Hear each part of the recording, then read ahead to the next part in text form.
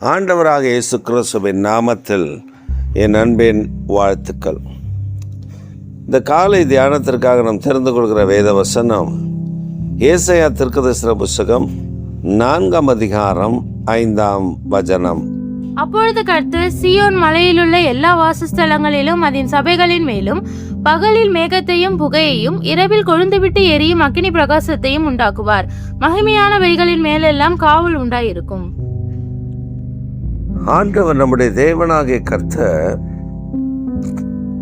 ஒரு பெரிய வாக்குத்தத்தத்தை எழுப்புதலை குறித்து ஒரு திட்டத்தை நமக்கு சொல்லிக் கொடுக்க விரும்புகிறார். அவருடைய வாசஸ்தலம், அந்த வாசஸ்தலத்தில் காணப்படுகிற சபை, அதாவது தேவன் வாசம் பண்ணுகிற இடம்தான் தேவாலயம். அந்த தேவனுடைய சபை தேவனுடைய வாசஸ்தலமாய் இருக்கிறது. அந்த வாசஸ்தலத்தில் பகலிலே மேகமும் புகையும், இரவிலே அக்னியும் பிரகாசமும். ஆண்டவர் இங்கே சொல்லும் பொழுது இது எழுப்புதலின் காலத்தை குறிக்கிறது. எழுப்புதலின் காலத்தில் அவருடைய திருச்சபை எப்படி பிரகாசமாய் இருக்கும் என்பதை காண்பிக்கிறது. அதில் தேவனுடைய மகிமை வெளிப்படுகிறதை சொல்லுகிறது. கூடுதலாக ஒரு காரியத்தையும் அதில் சொல்லப்பட்டிருக்கிறது. அங்கே உயரமான இடங்களில், அதாவது அவருடைய ஸ்தலத்தில், அந்த தேவ ஆலயத்தை சுற்றி இருக்கிற இடங்களில் கர்த்தருடைய பாதுகாப்பு இருக்குமா, காவல் இருக்குமா. அப்படியானால் ஒரு எழுப்புதல் திருச்சபைக்குள்ள வெளிப்பட ஆரம்பிக்கும் பொழுது, அவர் வாசஸ்தலத்தில் அந்த சபைகளுக்குள் ஒரு எழுப்புதல் வரும் பொழுது பகலிலே மேக சம்பவமும் இரவில் அக்னி சம்பவமாய் இருக்கும். அது எப்படி தோன்றுகிறதாம்? பகலில மேக சம்பவமும் புகையும், இரவில் அக்னி சம்பவமும் வெளிச்சமும். அப்ப தேவனுடைய ஊழியத்துல, தேவனுடைய ஆலயத்துல ஒரு எழுப்புதல் வரும் பொழுது அந்த எழுப்புதல் மேன்மையான எழுப்புதலாய் காணப்படும். அதனால தான் அந்த எழுப்புதலில் வரும்போது அங்கே தேவனுடைய காவல் அங்கே இருக்கும். தேவன் தம்முடைய சபையை, தம்முடைய ஜனத்தை காவல் காக்கிறவராய் இருக்கிறார்.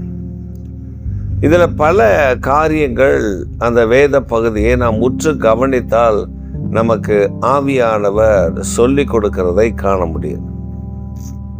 முதலாவது ஆண்டவர் நமக்கு சொல்லிக் கொடுக்கிறது ஒரு எழுப்புதலின் காலம். அதாவது இப்போ நாம் ஒரு எழுப்புதலின் காலத்துக்குள்ளே வர்றோம்.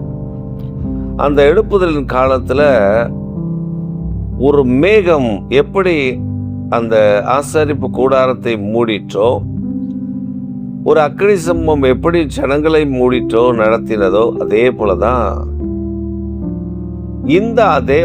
இந்த சபைகளையும், அது தேவாலயம், இது சபை, அவருடைய சபை, வாசஸ்தலத்தில் காணப்படுகிற அவருடைய சபையை இந்த மேகம் இறங்கி வந்து மூடும். அந்த மேகத்தின் நடுவில் புகை உண்டாயிருக்கும்.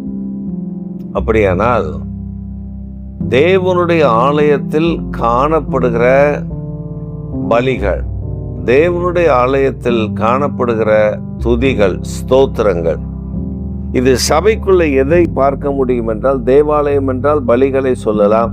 ஆனால் இங்கே துதியும் ஸ்தோத்திரமும்.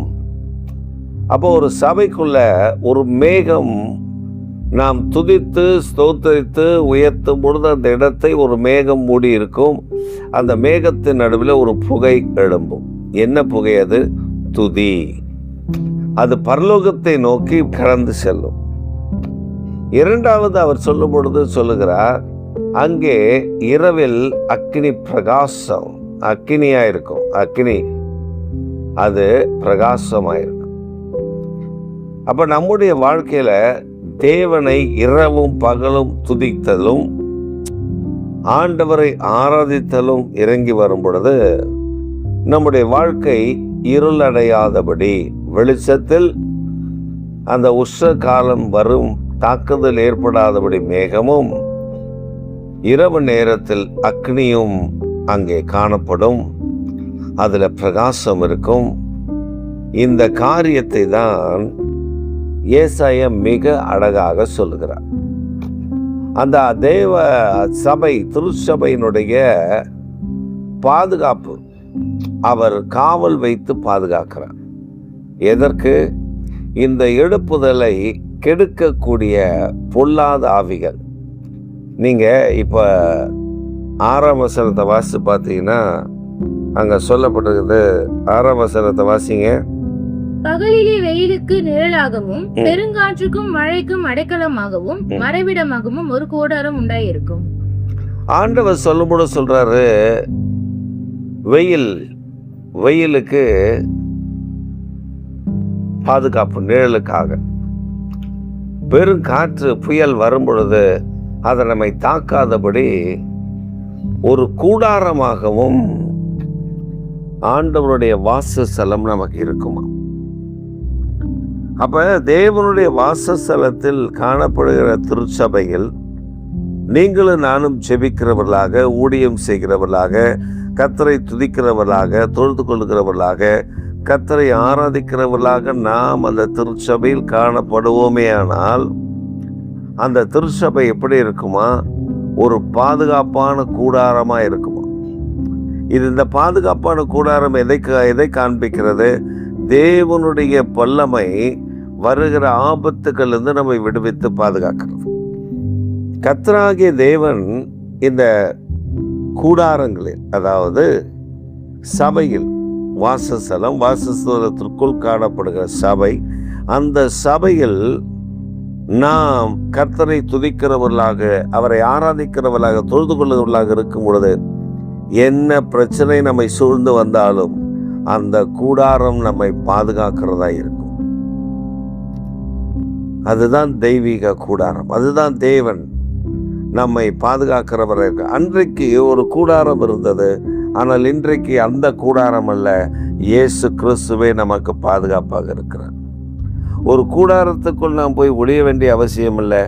ஆண்டவராக இயேசு கிறிஸ்துவே நமக்கு பாதுகாப்பும் பராமரிப்பும் கேடகமாக இருக்கிறார். அதனால தான் சொல்றா, தாவீது சொல்லும்போது சொல்றா, நீதிமான்,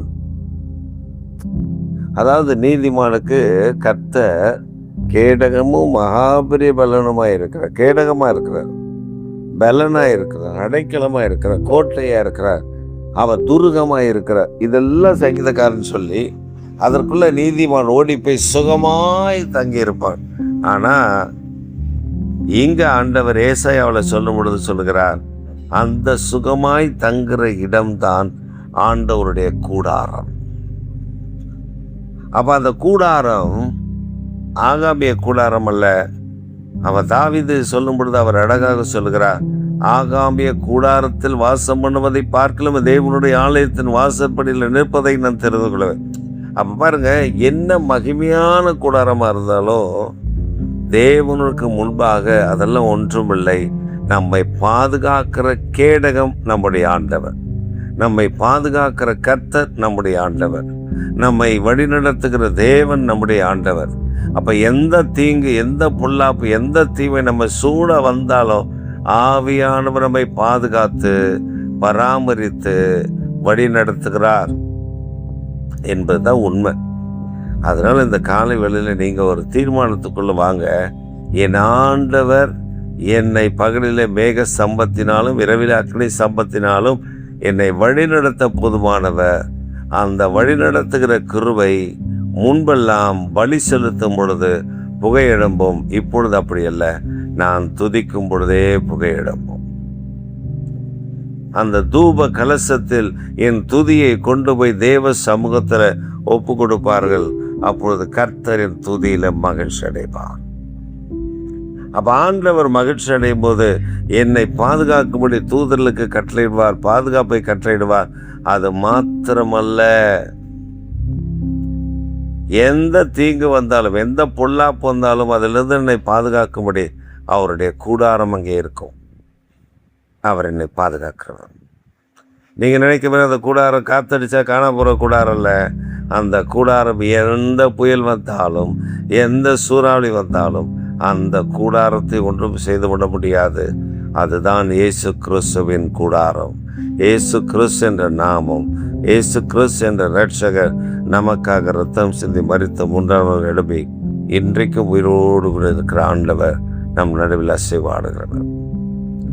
அதனால் ஆண்டவரத்தில் ஒப்பு கொடுங்க. ஆண்டவரே, எனக்கு என்ன தீங்கு வந்தாலும், என்ன தீங்கு எனக்கு நேரிடுகிறதா இருந்தாலும், உங்களுடைய பாதுகாப்பு, இந்த பிரசன்னம் என் நடுவில் இருந்து என்னை வழிநடத்துகிற நல் தயவுக்காக, கிருபைக்காக, பிரசன்னத்திற்காக உமக்கு நன்றி சொல்கிறோம். இயேசு கிறிஸ்துவின் நாமத்தில் ஜெபிக்கிறோம் பிதாவே. ஆமென், ஆமென்.